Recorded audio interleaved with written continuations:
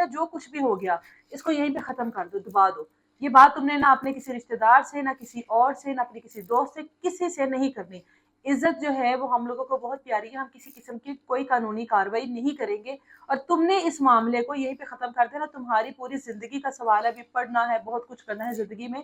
تو اس بات کا مقدس کو احساس دلاتا ہے کہ تم نے کوئی غلطی نہیں کی، لیکن اس کے باوجود بھی ہم کسی قسم کی کوئی کارروائی نہیں کریں گے. 1 سے 2 دن گزرتے ہیں، مقدس اس صدمے کو، اس چیز کو برداشت کرتی ہے، اور اس کے بعد دل برداشتہ ہو کر ایک ایسی چیز ہے جو کہ ویسی تمام چیزوں کو جو ہے وہ نیست و نابود کرنے کے لیے کافی ہوتا ہے.